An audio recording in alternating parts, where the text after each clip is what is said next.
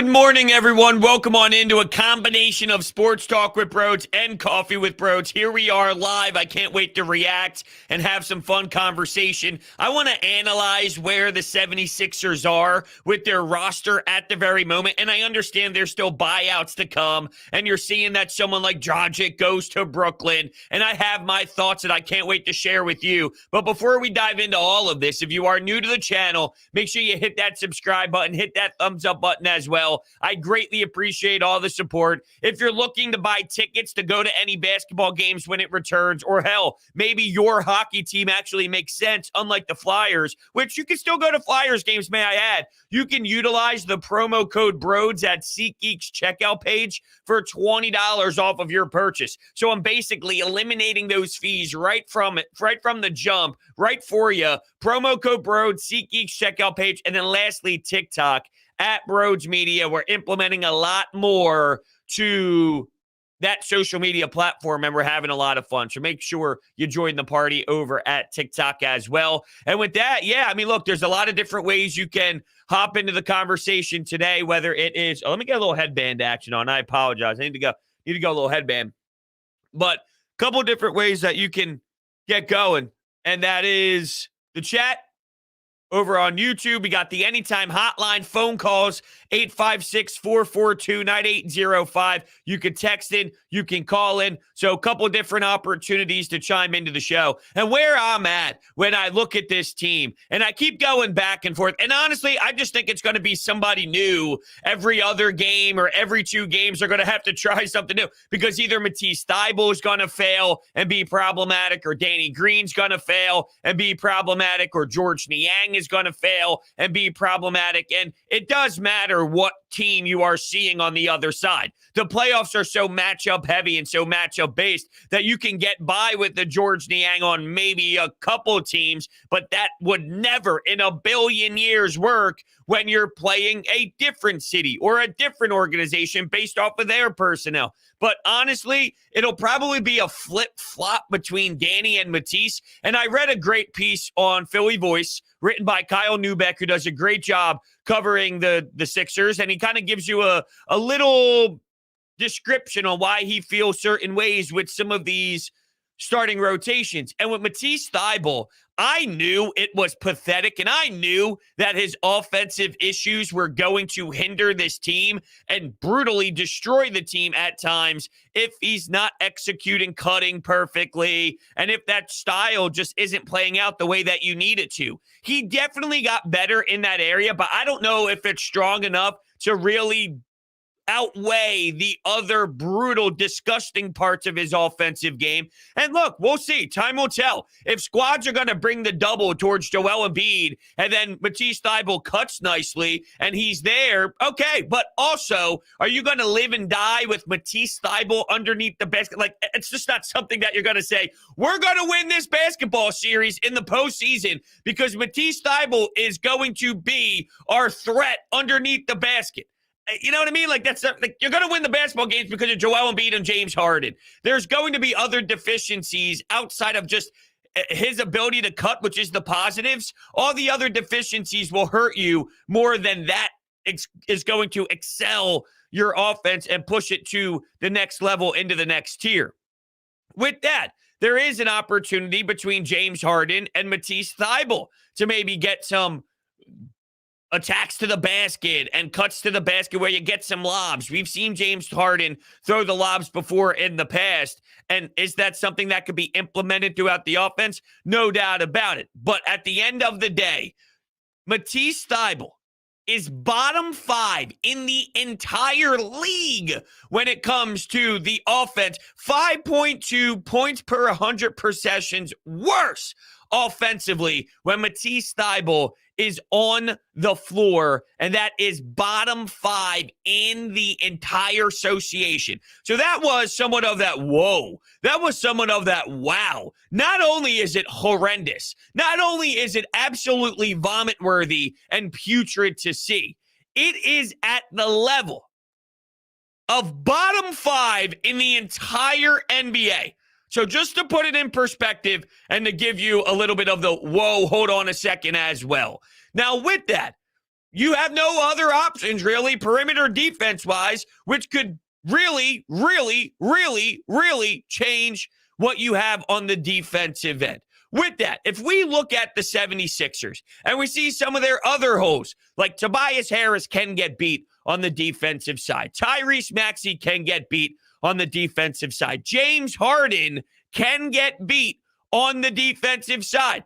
So is Matisse Thybulle going to swing the action easily and just will you to victory because his defense is so lethal? Or is the opponent going to find another way to beat you? And they're just going to target other matchups. And I get it. Matisse is going to basically be on their best offensive threat, which in theory, if you're taking away their best player, well, then Matisse Thybulle's doing his job. But my thing is, there's so many other ways to beat the 76ers that I'm not trying to devalue Matisse Thybulle, but I'm asking the question, can other teams pick you apart and find ways to score outside of Matisse Thybulle? Does he have the power to just win you games over and over again because of how unreal his defense is when there's other holes on the defensive side of the floor? And I love Joel Embiid, and obviously he takes pride in his defense. And there are times where we give Tobias Harris a round of applause for that excellent defense on Darius Garland, and he did make major moves in that game when Matisse Thybulle was not on Darius Garland. I'm not telling you that there's no one who could hold their own at any part or any sequence, but from the big picture perspective, it's obvious that that's an area that they struggle in at times, and defensive rebounding can also be a problem. Does Matisse Thybulle fix enough of those where you can't flip the switch mentally and ask the question, would it make more sense to try and just run and gun with some scoring? You take the smacks in the face and you take the punches, you eat the punches defensively for the starting rotation, and you think about outweighing teams on the offensive side with a Danny Green in the corner, which could totally be opened up more from a James Harden. So if James Harden is utilizing a screen, coming around, wide open shots in the corner, that's Danny Green's bread and butter. Now, I'm not going to just tell you all of a sudden I feel great about Danny Green, because I don't. And quite honestly, I think he's at a point in his career where it is what it is, and this is what he is at this point. Now, we've done this exercise a few times here on Coffee with Broads, Sports Talk with Broads, anything in the Broads media family, if you will. As horrible as it has to watch Danny Green play, he's shooting this year from three. Okay, went down a little bit more, but 37.5% from three. He's a 40% shooter from the distance in his entire career. And look, I'm not trying to say that this team has no chance. Yesterday, I spoke about how emotionally it's time to commit to a 76ers run. So pour your heart all over the floor and pour your heart all over the table. If it gets broken, it gets broken. But better believe it that this team has the superstar talent to win you a championship. Yet here I am the next day talking about how bad Matisse Thybulle is and Danny Green's been up and down. But it still stays true with yesterday. Let's not lose context that when you have the upper echelon, top tier talent, the teams that annihilate, the stars that annihilate squads day in and day out consistently on a night-to-night basis, and knowing that Joel Embiid is pacing himself because he made that very clear vocally himself throughout this season. Oh, yeah, I've learned over 82 games, you got to pace yourself to get to the finish line. So then in the postseason, you have that extra surge and you're ready to blow by opponents even easier and dominate to another level. Oh, okay, so there's another level in Joel Embiid. Oh, my Lord. Oh, my Lord. Show me what this is going to look like, please. I don't know if my body and my mind can even handle what another level of Joel Embiid is. But guess what? Damn it. I know it's in there because every single season and honestly every single quarter, it seems, it's another step in the new direction. It's another thing added to his game. It's another beautiful pass. It's another zip across the court when he's backing down an opponent in the paint and he's finding a wide open shooter and the Sixers bang home another three. So you just never know with this guy. I don't want you to lose sight, though, of the bigger picture, which is you have enough talent at the top tier department to hang with the rest of the Eastern Conference and make a serious NBA Finals run. And with that, there are limitations with some of their other players, but because you can maximize what the top dogs do, you have a chance to seriously compete. Anyway, getting back to where I was getting at with Danny Green, 37.5%. as bad and awful as it's been, it's still in that above league average role, which is, kind of interesting to look at, to say the least. Will the floor spacing of Danny Green and what that brings professionally, even if he's making his shots or not, there's a big difference defensively if you're the opponent, how you have to respect the Danny Green wide open based off of what he has made in his career, and then a Matisse Thybulle who, if they go and bring the defender down to double Joel Embiid and they kick it back out to Matisse, all of the defenders are just going to stay put and say, shoot it. I dare you to shoot it. Let it fly. We'll live with this any single day of the week. There won't be rotations. There won't be the ball being forced out of Matisse Thybulle's hands because they'll live with the Matisse Thybulle 3 over a Toby 3 wide open, or over a James Harden 3, or over a you name it, whoever else is out there 3, Tyrese Maxey. So honestly, if you look at it, I think you got to start thinking about Danny Green at least getting that nod. But like I said, it'll probably change because Danny will have a bad night, and then they'll try Matisse Thybulle, and then Matisse might hurt you, or he'll have a really good game, so then you try him again the next night, or the next game, I should say, in a 7-game series. That game looked ugly. You flip-flop back to Danny Green. I sense it just being a back-and-forth seesaw, honestly, but we'll see. I think Danny Green deserves the opportunity because I think that will fit what's best for this team, which is try and run and gun him. I don't know if Matisse Thybulle's defense is going to change enough where there's other deficiencies to attack on the defensive side of the basketball. I need a fat cup of coffee. I really, really do. All right, we got a donation coming in that I don't want to miss from George, a $5 donation. Do you think Embiid will be on the top 100 players list by the end of his career? I mean, he has the opportunity to be one of the best big men to ever play the damn sport, the most versatile with the softest touch and with so many different ways to kill you out there. Yeah, I mean, he's got to win some championships. As he said, I loved his entire message during the weekend, and I loved his tone, and I even love seeing the fact that he's hanging around with his kid, and he's got his kid up at the press conferences, and he's got a huge smile on his face. You just saw an awesome perspective of Joel Embiid, the father. We knew that. We knew that was his drive. I had Mark Zumoff on. When was this? It was a little bit of time ago. I'll have to try and get him on again soon, maybe before the playoff run, to get his thoughts on what damage this team can do. But he brought up the fact, because I asked him, what have you seen differently? You've been around the big man. You've seen the big fella from the beginning, from the day that his face was shown on TV and he looked disappointed, but it was really just a TV delay. Since that moment, Zoo was around, and what have you seen from the guy? He talked about how much the nutrition matters, how much the body and taking care of the body, if you will, was so important to him. But what really changed the way Joel Embiid thinks is the child, having the baby, and just wanting everything that's best for the baby. It's just something that obviously you hear it from a lot of parents. It's hard to describe, but once you have your own kid, you understand and you see what other people are talking about when your life takes a step back, or, you want to do everything that's right and you want to see them and them looking up to you like you are the best ever, right? Kind of thing. And, Joel Embiid just takes a lot of pride in that, and you see that every single damn day he touches the basketball floor, and his motivation and his drive all comes from having that child, and we are benefiting from it, I should say, as a city because of what happened in his life, for sure. But, yeah, I mean, I am looking at Joel Embiid as one of the best players to ever do it. I don't get too tied up with that, me personally, right? I've been through this before. Personal accolades. It's awesome to see Allen Iverson. It's iconic. The dude changed not just the sport of basketball, but culture as well, with the way he was dressing and the style that he had, the swag off the court. Everything AI did was so huge and monstrous to more than just the game of basketball. And to me, when you see him and you see him waving and you see him on the broadcast, yeah, it puts me back into my feels like I'm back in the 90s, like I'm back in the early 2000s. That era was just on another level for me, and it was incredibly beautiful. The blue Sixers jersey, the old school logo, it just represents that era of basketball for sure.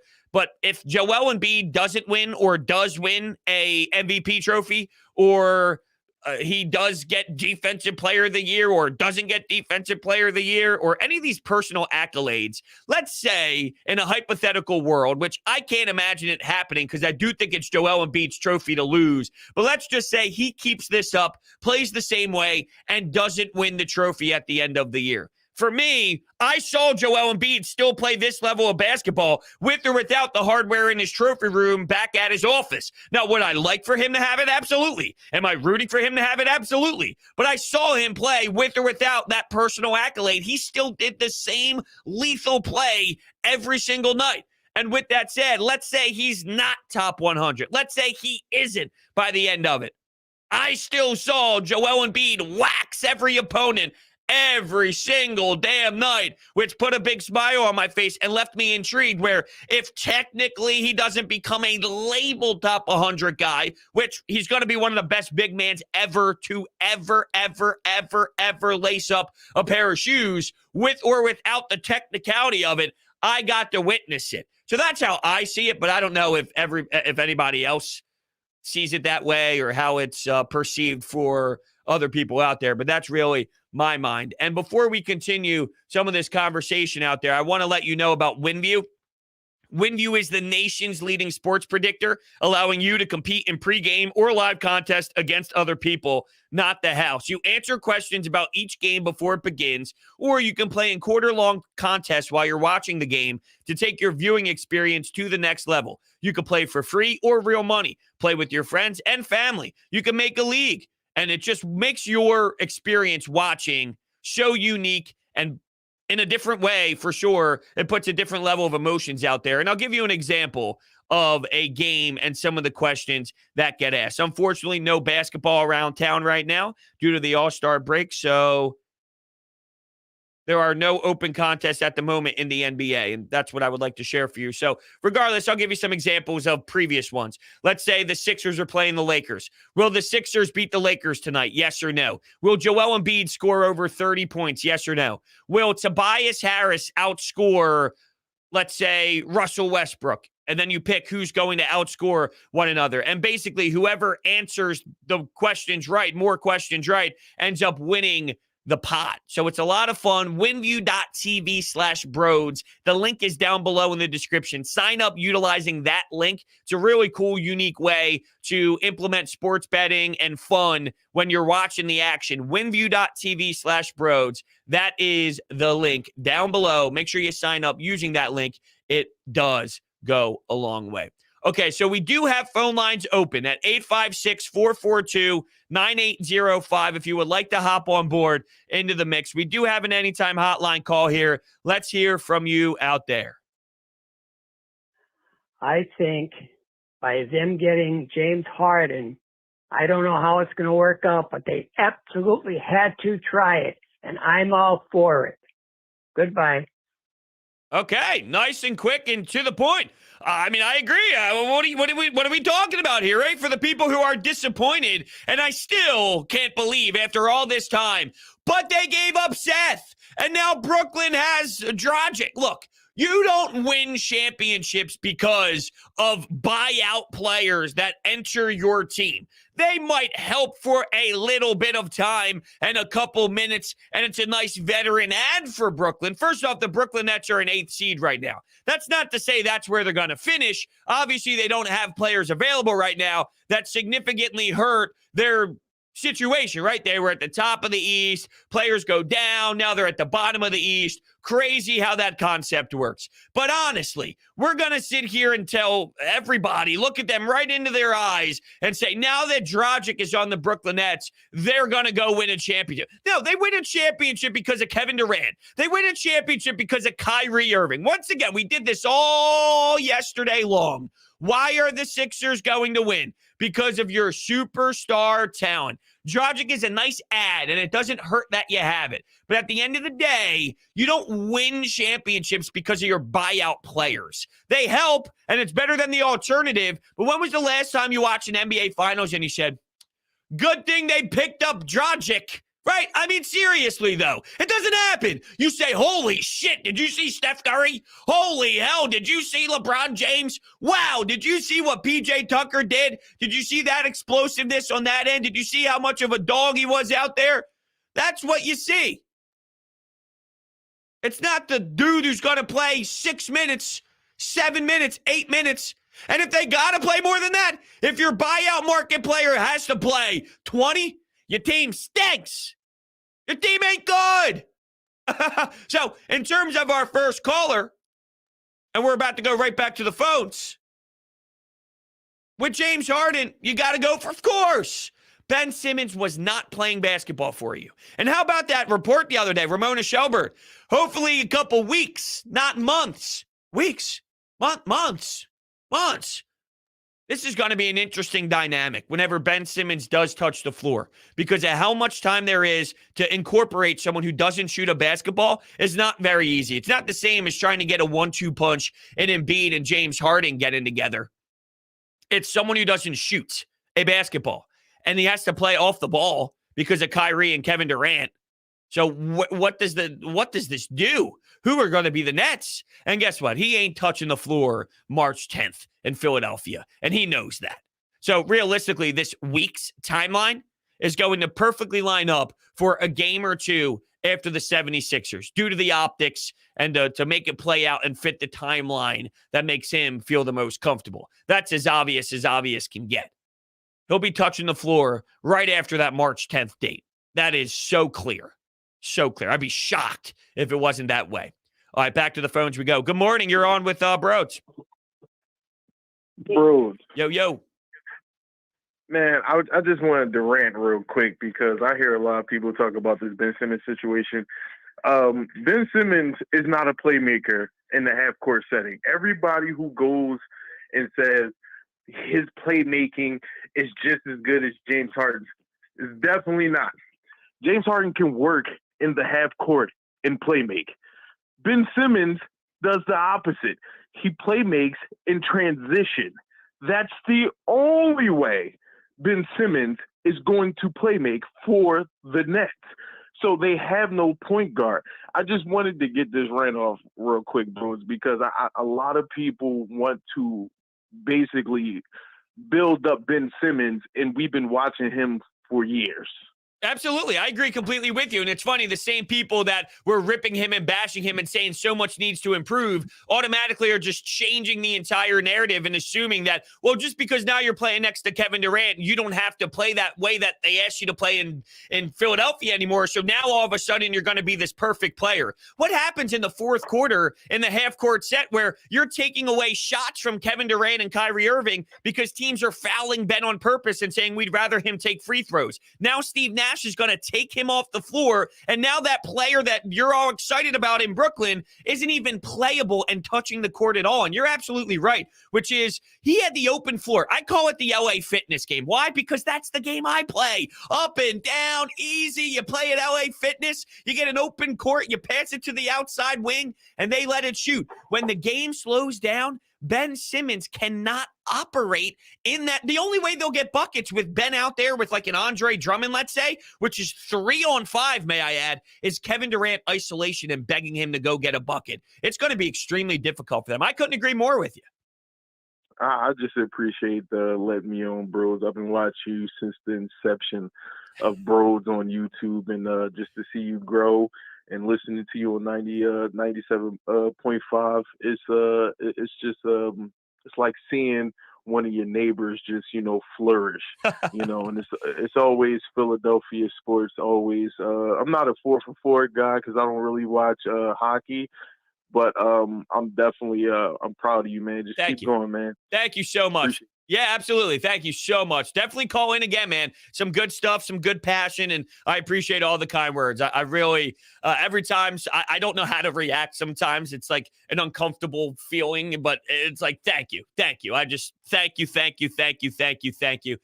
so much, and I can't stress that enough. So I want to make sure that every time, You guys feel the love. That's all, because I feel the love. That's for damn sure. None of this could be possible without you guys out there and all the support and calling into the show at 9 in the morning, having your cup of coffee with me when we do Coffee with Broads and getting your thoughts out there and your opinions. I love hearing from everybody out there. So absolutely. Thank you for calling in. Definitely do it again soon. So yeah, when I look at this team, I think what they have to do with the starting rotation is they have to try Danny Green first. I think Danny Green is the best option first. And I don't know if I would have necessarily felt that a couple weeks ago. And I'm not a big Danny Green fan. And honestly, I don't think that it's definitely going to pan out. But I think that's what you attempt. And I'm okay with understanding the logic behind it. But then there's something called adjustments. And then Doc Rivers shows his face into the conversation, right?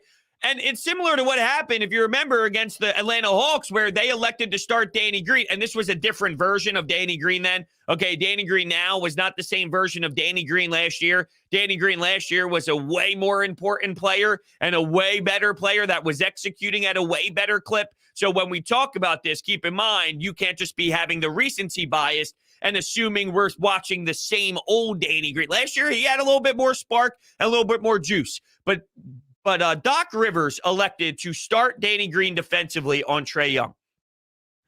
I could get behind the thought, but about 3 minutes in, when you realize this ain't going as planned, you gotta move on. You gotta look in a different direction. You gotta feel out something else. So same with this, where I'm giving you Danny Green. And I say, I can get it because you got to space the floor, and he can definitely do some damage with some open threes. If it ends up where you recognize early, this ain't it, then Doc, you don't just stick with it for a whole entire half, a 3/4, a whole game. At some point, you got to try something new. And if that alternative doesn't work, let's say you go to Matisse Thybulle. Let's say you go to Niang. Let's say you go to this guy. Let's say you go to that guy. After a coach shows, look, I threw everything I have out there, and then you don't win. It's less on the coach, and it's real. Well, there's no other options. Then it tells you that the matchup base is a problem, and you don't have the players in that position, and then you got to pick your poison and pick the least concerning, which could be still very concerning, but your least concerning. And look, there's an element here of Doc's not going to throw all of his cards or all of his eggs in one basket in just one game. Because then when you think about the game-to-game adjustments, you're losing some of your power and you're losing something that, you can show your opponent in a different game to try and win in a different area. But you understand from a general sense of, okay, let's try. If you see something miserable occurring, it's a quick leash. It's a quicker leash. There's not many options in that position. Matisse, Danny, Niang, slow. So that's all matchup based. And don't be fooled on what happened against Milwaukee. Amazing game. Not a sustainable game. We've watched George Niang play how many basketball games this year? When did he ever look like that? That was the only time this year he's ever looked like that. So it's not something that, hey, look what he did against the Bucks. Slot him in there. Dude, you want to talk about slow-footed. Furkan? If I see Furkan Korkmaz in a playoff series this year, don't do this to me. Back to the phones we go. Good morning. You're on the air. Good morning, bros. Good morning. Good morning. Good morning. Good. So now that, things have cooled off a little bit, really excited about Simmons getting traded and stuff like that. I mean, there are some concerns that I have with the whole Embiid-Harden pairing. And I saw this crazy stat. Apparently, Embiid has the fourth highest usage in the last 25 years. And the only player that has a higher usage is James Harden. So, I mean, with that, and then plus the emergence of Tyrese Maxey, I mean, how do you see this, who makes the biggest sacrifice in this new dynamic? Who sort of changes their game completely? Because I mean, I know, James Harden at one point averaged 36 points a game, but that was because he got to dribble the ball for about 20 seconds out of the shot clock every time down the floor, right? Whereas now with Embiid, pretty much he's like our point center. Everything the sun rises and falls with him, you know? So, I mean, who do you see making the biggest sacrifice? And then, I mean, with Tyrese Maxey too, he adds a dimension that very few teams in the league have with his speed going downhill. You know, does he just become a spot-up shooter now, or does he, like, who do you see making the biggest sacrifice in all this? Yeah, I think that's a great new pairing. Yeah, no, I think it's a great question, and I will answer that right now. Thank you so much for calling in. I really do appreciate that. Now, when you look at his previous seasons, James Harden, that is, because my answer is going to be James Harden. I think James Harden makes a little bit more of an adjustment, but, you know, both of those circumstances were different. When you think about the teams that they were on without one another, Joel Embiid with this team right now, Seth Curry, Andre Drummond before the trade happened, and Matisse Thybulle and Maxey, the usage rate is high because it needs to be insanely high. And it should still be high with James Harden here. But when you look at the supporting cast, there's a reason it was or is as obnoxious as it is. Same with James Harden in previous teams and in previous destinations. It made sense that his usage rate was very high based off of what he was surrounded with and him being the top dog. So in his previous seasons where he averaged 34 points per game, 36 points per game, it was about 7 assists per game too. Now the scoring is down, but the assist numbers are up. The last couple of spots he was at in his career, 25 points, 10.5 assists per game, 24 points, 10.9 assists per game in Brooklyn. That was this season, or excuse me, that was last season. He almost averaged 11 assists per game. So that shows me that when he's playing in a different area and he's playing with different teammates and he's playing with the different personnel, getting the guys involved and playing a different brand of basketball, which is passing the rock and definitely finding his teammates and being more of a floor general, which if you were in yesterday's stream and chat, that somehow got people all crazy because apparently there's only 2 floor generals. That phrase, there's only 2 floor generals in the history of basketball. And that was what? Steve Nash and Chris Paul. If you call James Harden a floor general, apparently that's a crime and you should be thrown into jail, which is absurd considering floor general just means you're primary ball handler who sets up your offense and gets everyone where there needs to be. But my point is, you know, we have this fixation on James Harden, the let's dribble a bunch of times and take a step back 3. And he did do that at one point in his career and he scored a lot of points. But if you look at how he has been playing since that 34 point per game season back in, 2019, 2020, way more assists and less scoring. So that shows me that he's not incapable of doing that. And he's not dumb. He's not aware of what this situation here is in Philadelphia. He sees what Tyrese Maxey is. He's on the bench getting all fired up and pumped up and seeing the trajectory of who this kid can grow into. He sees the way Joel Embiid's playing. His number one goal is to go win a championship. He has that same demeanor and the same mindset that Joel Embiid has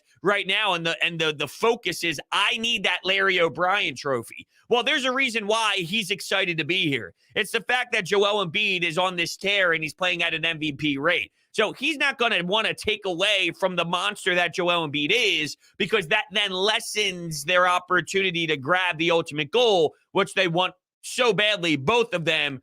They can't sleep at night because they want it that badly. That's what their focus level is. So to me, I think the answer is James Harden sacrifices a bit more on everything. And that doesn't mean Joel Embiid doesn't. Joel Embiid does too. There's going to be post-up touches that aren't going to go to Joel Embiid. That James Harden cooks the 3 and he has a step back 3. He's got a wide open look and he takes it. Or maybe Danny Green or Tobias Harris gets a nice bucket that would have maybe in years past or in games past this season would have went to Embiid and he would have drew a foul and he would have went to the charity stripe and a double team would have came his way. He would have shot through it, but his elbow got hurt or hit. And he goes to the line and he takes some free throws. Yeah, there's going to be possessions that don't go into the paint that would have went into the paint. But if it is countered by, okay, now Joel didn't get it, but James Harden hit a 3. Or James Harden got Tobias Harris a wide open look in the corner and he drilled it. Or Maxey got the ball somehow instead and he gets a floater as he's going to the basket with that speed that he does. And he got a step on a defender and he can lay it up off the glass, kiss it off the glass, and it goes in. Okay, maybe Joel does lose a possession, but they score anyway. And does Joel Embiid give a damn if Furkan Korkmaz hits the bucket, if James Harden hits the bucket, or if he hits the bucket? Absolutely not, because the main focus is the Larry O'Brien. So I think that's how I look at it as a whole and who would take the back seat with the air quotes, but it's not really a back seat. It's just who's going to still be the alpha and still be the number one and still be the guy when thinking of the usage rate. Well, one guy's a center, one guy's a point guard. So in terms of getting up the floor, and I still think Joel Embiid does that. That's not going to change. You'll still see point center Joel Embiid. You'll still see the guy full speed, grab a rebound, dribble up the floor, and then just attack the paint at will. That's a part of this team's offense now. And when you're a defender and you're defending, good luck, right? I mean, here's this 7'2" individual who's about to Euro step on my ass or dunk all over me, or it's James Harden, or it's Tyrese Maxey with the speed. They have so many different angles and so many different players with versatility. They bring different things to their skill set. So Embiid's the big body doing it. James Harden is James Harden. Enough is said about James Harden when you just say the name James Harden. And then Maxey with the speed and the burst. So depending on who's carrying the rock up the floor as a defensive team, you got to think about a lot, and what they can do compared to the other. And it definitely can change your thought process when you're defending on the other side. I know the buyout market's asked a lot to me, and obviously we have a couple days here until we lead up to the actual game on Friday, which is going to be a ton of fun, and I can't wait. It stings that it's not I don't like the Friday night game because people do things. You're going out, you're grabbing some beers, you're doing that. I like the weekday game. I wish he made his debut at home on a Tuesday night, even if it was still against Minnesota. For me, I think a Tuesday night at 7:30 would do better than a Friday night at 7:30, 8 o'clock, whatever it is, just because of, the situation. The Friday night changes. When you're during the work week, everyone's home, and you get that week vibe. The Monday through Thursday game at a 7:30, 8 o'clock, there's just a different level of urgency as a fan base watching those games because you're in your rhythm. You're in your flow of your standard work week. The Friday opens the door for, I got to go out. The kids have to do this and this and that, especially if it's not a home game. Gets a little murky there, and that same level of isn't there from the full-on fan base for sure. But anyway, at least that's my feel on it. That's my touch on it. I wish that he made his debut on a 7 o'clock Tuesday night game at home against the Knicks or something outrageous like that. But it is what it is. I'll take this. I'll take this as the alternative. Trust me. I won't cry about it and lose sleep over it. I'll take the fact that I'm disappointed that the first game's on the road on a Friday night in Minnesota compared to in Philadelphia. Trust me. If that's the worst thing to come out of this, I think I'll be okay. As long as I got my coffee, which I do need to make another cup, and I'm staring at the side of my eye here at my Keurig machine. I really want to do it, but I'm on such a flow, I can't get up and ruin where we're at here with the show. People keep asking me about the buyout.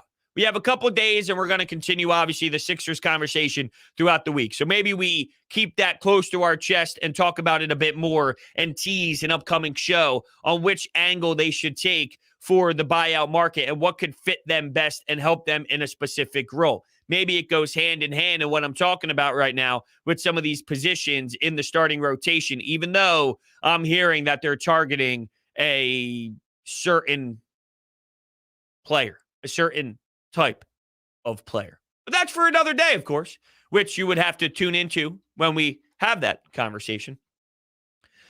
Savion wants to know, when is our next home game after the game on Friday? It is, yes, the following Wednesday. They will see the New York Knicks at home, and the Knicks stink. The Knicks are absolutely horrendous. The chat's getting a little wild today. Not as wild as yesterday. We got the Nets are going to win a championship if KD plays barefoot. I don't know how you make that assumption. I've made this very clear. The way that I'm analyzing this at the moment is everyone's in that same category, right? You got the Miami Heat, you got the Sixers, you have the Milwaukee Bucks, you have the Chicago Bulls, you have the Boston Celtics, you have the Raptors. The problem with the Nets is you just don't know. You just don't know. How many times have we said throughout the NBA over the last couple of years, all they have to do is get healthy? And I'm not talking about the Nets. I'm talking about any team. Well, if they get healthy, then blank. If they finally get their players back, then blank. But then the blank, which is they can go win a championship or they can go on a run, does it ever actually reach the ultimate goal? it seems like when we talk about that with certain teams, well, they never got to fully play together all year. And, well, there's a little bit of time left before the regular season ends. They missed a lot of time to get that chemistry together, but they'll be okay. And then it never really pans out that way. And with the Nets, it just seems like there's so much talk about, well, look at their talent. They're definitely going to do it. And there's a difference between saying that with Joel Embiid and James Harden right now, because the difference is Kevin Durant's been banged up. Kyrie Irving can't play to vaccination status. It's different when the injury on that side of things has hindered them all year long, and they're changing their entire team and then implementing a two-man game between a point guard and a center and bringing in a primary point guard, where this team without James Harden, with Joel Embiid being healthy, I still thought would go farther than where they were last season and the season before that and the season before that, and their constant second-round exits. I truly believe that even with Joel Embiid without James Harden could still get you to the Eastern Conference Final. That's how lethal Joel Embiid was playing. That's really a testament to how strong I thought he was and how much on an elite tear he's been at. You add a simple two-man game to the mix. That's a lot different than waiting for Kevin Durant to get healthy and Kyrie's vaccination status, and now implementing a guy who doesn't shoot in Ben Simmons, and the spacing issues with Andre Drummond at the 5, or going with an older LaMarcus Aldridge, and now we're throwing in a Dragic as another ball handler. And it's a lot different than just incorporating a two-man game between a Hall of Fame point guard and a Joel Embiid who's playing at a Hall of Fame rate right now. So to me, two totally different conversations as a whole. But back to the phones we go. Good morning. Thank you so much for joining the show. Yeah, good morning. I have a quick question. Okay. Why are you so confident in James Harden's playoff performance and Doc Rivers' coaching abilities to make adjustments in the playoffs? Because the last 5 years, I haven't seen any of it work. Yeah, so with Doc Rivers, I think that's fair. I'm definitely more cautious on the Doc Rivers side compared to the James Harden side. And when it comes to James Harden, so to answer your question about Doc is, I think all head coaches have flaws except for Greg Popovich and Eric Spoelstra. Those are the two guys that wow you to death if you're looking at NBA coaches. But other coaches, they all have their own flaws. They all have those internal problems. The difference is the NBA superstars go ball out and they make up for the deficiencies of the head coach. So I feel if Harden and Embiid can carry their way, you can see issues with Doc, but your superstar talent elevates you over the flaws of the head coach. So with that, why do I feel good about James Harden? Because I look at playoff losses differently than others. So Ben Simmons is an outlier because the guy didn't shoot a basketball, and that's hard to relate and compare to anybody else out there. But we can all agree that Michael Jordan is the best basketball player to ever live, or one or two, depending if you're a LeBron guy. My point is that Michael Jordan lost and lost and lost and lost in the playoffs, because losing in the playoffs happens to every great player. Losing in the playoffs is something that makes you motivated to get to that level. Joel Embiid lost and lost and lost and lost. And now James Harden isn't that number one guy from 5 years ago and having to carry a team without a center and playing with stretch 5 minutes. And by the way, when they did lose, they lost to a Golden State Warriors team that's iconic and one of the most stacked franchises we've seen over the history of the NBA. And who knows if they didn't have to go up against, like, there's how many people did Michael Jordan stop from winning a championship? It's the same mentality with that Golden State Warriors run, which they could have stopped a fantastic Hall of Famer from winning a championship. That doesn't mean that James Harden is incapable of doing it. It just means it hasn't happened yet. So that's why I feel a little bit differently than just saying, well, he's never won before, so there's no way he can ever. No, he has the skill level to do it. It's just that difficult to do it. And team him up with an Embiid, and now he's a second option compared to a first. So that's my thoughts. Now, what are your thoughts on that? Well, I mean, I think that you're forgetting the fact that, yes, that Harden lost to Golden State, but he also lost the Spurs, had 10 points that game. He has multiple playoff performances where he's shooting 2 for 13. Did he play with Joel Embiid then, though? He didn't play with Joel Embiid, but he played with Chris Paul. They had a shot of winning. Yeah, so he has had some bad moments in the playoffs, but does that mean every playoff moment for the rest of time is going to be pathetic and awful? But every playoff he has had, he's had a bad moment. every player he's ever played. Maybe, okay, every player, you could say that about anyone, though. I mean, Steph Curry has had a bad playoff moment. Kevin Durant has had a bad playoff game. LeBron James has had bad playoff moments. I mean, to act as if the guy had to be legitimately perfect and never make a mistake in his. So let me ask you this: you don't want James Harden, or is this bad that the Sixers have James Harden? Are they in a worse spot? I think no. I think you're way better off because Ben wasn't playing, so you can't be worse than someone that's not playing. Right. Okay. And look, I understand bringing up history because I'm a big track record guy. And thank you. That's actually a very good call. And I embrace someone bringing the other side so we can have that conversation in the back and forth. But for me, it's, okay, well, he failed here, then this, that. Okay, but this is a whole different experience. This is a totally different team in a totally different conference with a totally different group of players, and you're now matched up with the Joel Embiid who's playing at the top tier of the game and arguably the best player in the entire game right now, which changes the dialogue and the entire conversation. So if you want to bring up the failures of James Harden, you're not wrong to say that he has failed in the past. But my counter argument would be every great player has failed in the past before they succeeded. That doesn't mean they will absolutely succeed, and it's a no-brainer, but to act as if just because they lost and failed before that they can never succeed, and I can't feel optimistic knowing that that talent is special and that talent is great, and that's the type of talent that does win championships. There's a lot of great talent that can win titles but never do, whether it's because they're going up against an iconic group or they have bad games, but that doesn't mean that player can't do it. It's just they didn't do it. That's different. The potential, having the talent to potentially win a title is what I can ask for as a fan analyzing my franchise. Putting together something that can legitimately compete for an NBA title, having the talent to potentially do it. Now, of course, they have to execute well and accomplish their goal by doing so, but the talent of James Harden, with or without ever doing it, can do it. So having that on my team, that's all I can ask for from a fan. All right, let's go back to the phones. Good morning. You're on the air. Good morning, bros. I was wondering, is James Harden going to help Furk or Shake? Who's he going to help more? Like, and who can we use in the playoffs, Furk or Shake? Who's the best guy? And I wouldn't have either of them. I wish you said Tyrese Maxey, because I think the answer. Well, I know he's going to help Tyrese. Yeah, I honestly, I'm out with Furk. I'm not a Furkan guy. You know that. I think Furkan stinks. And with Shake Milton, I feel like we've been waiting forever. All right, this Shake guy, we saw him in L.A. He had that big point performance, and he's great, and this and that. He's always injured. He had the injury this year. He came back. He's been horrible since.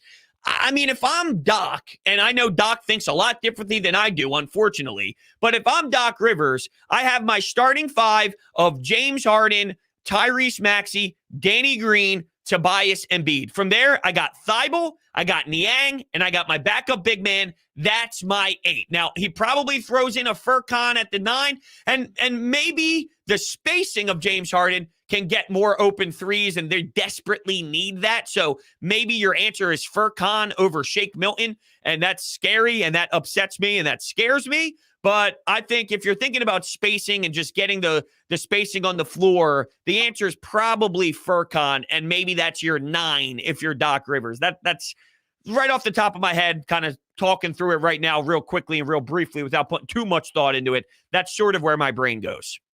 I think Tyrese can get a lot better too with James. I think his ceiling is really high.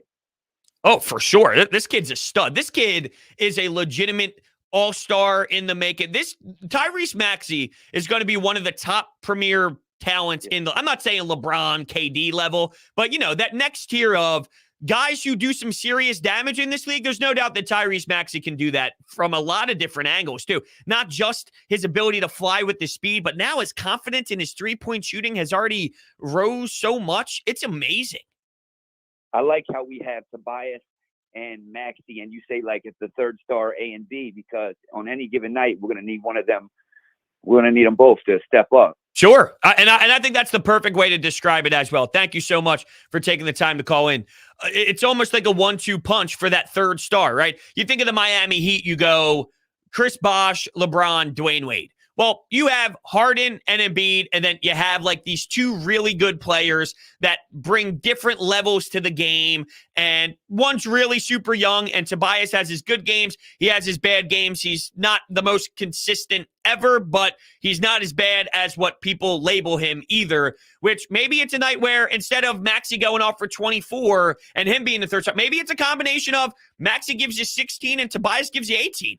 And then together, that's your third star being made up between two players. I could see that happening every game. Like, I could see that happening where Maxey gives you 15 and then Tobias gives you, let's say he gives you 22. Or let's say Tobias gives you a tougher night. He gives you 14, but then Maxey can give you a 21-point performance. Like, the combination of those two getting it, if you had it in mind, if Embiid's going to score 32 and Harden's going to give you 24, what are you looking for from the other guys? If you can say, I need X amount of points from the combination of those two, I think you can get to that number on a pretty night-to-night basis. That's what I mean by every game. Obviously, it's going to be in a different style every night because each game has its own brand and its own life and its own back and forth, if you will, their own set of runs. So the identity changes each night. And sometimes it's maybe a Niang that'll get you the win, or it's who knows, maybe it's a 5-minute burst from a Paul Millsap, if you will, that you date back. You remember that run by Paul Millsap,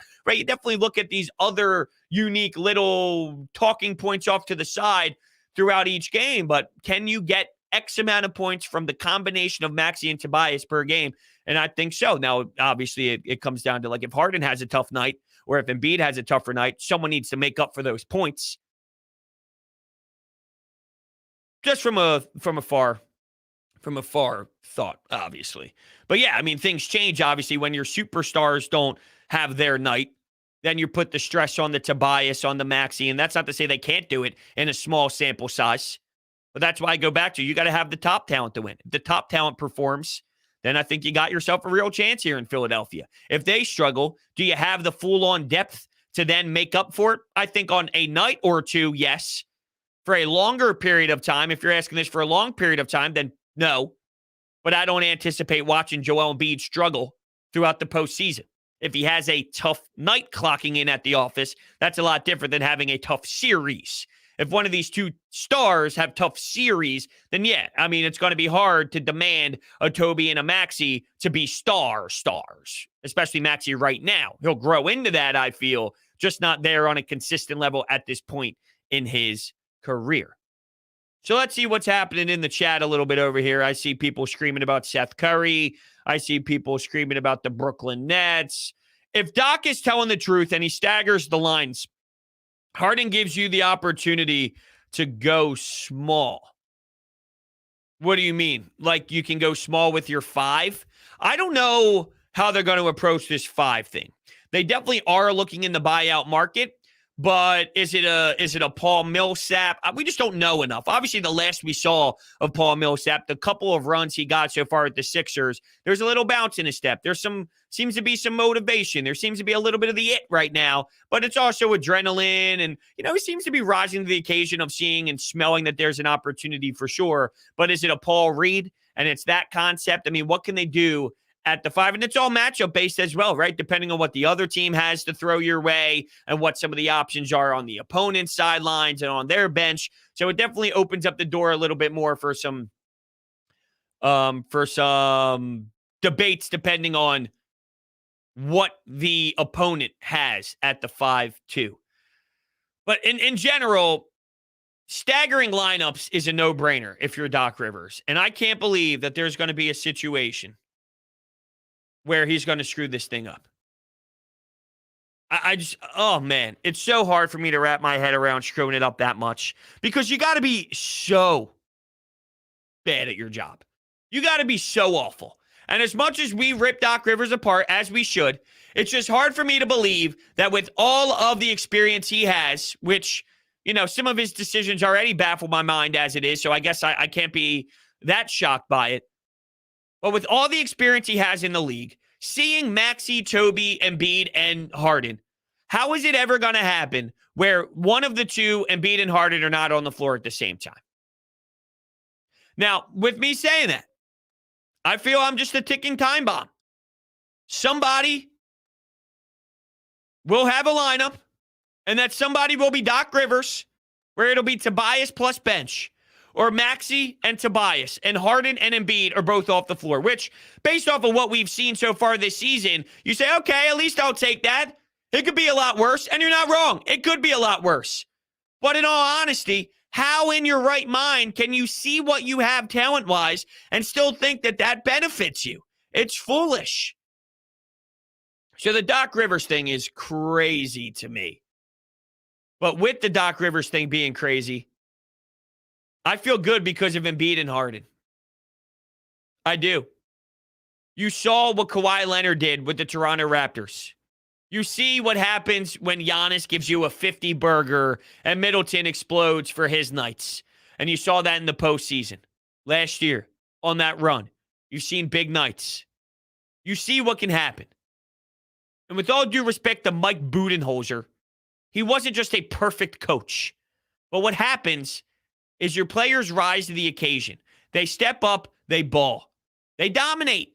And when that happens, you can win basketball games. That doesn't mean you don't recognize some bad lineups, some bad rotations. But we also have to realize, too, that in the playoffs, 40 minutes a night for Embiid. Harden, 40 minutes a night. These guys are going to be out there for a long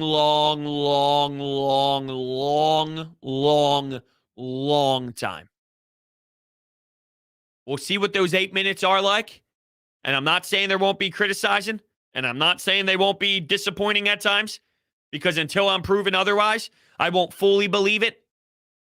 But it comes down to what happens throughout those 40 minutes.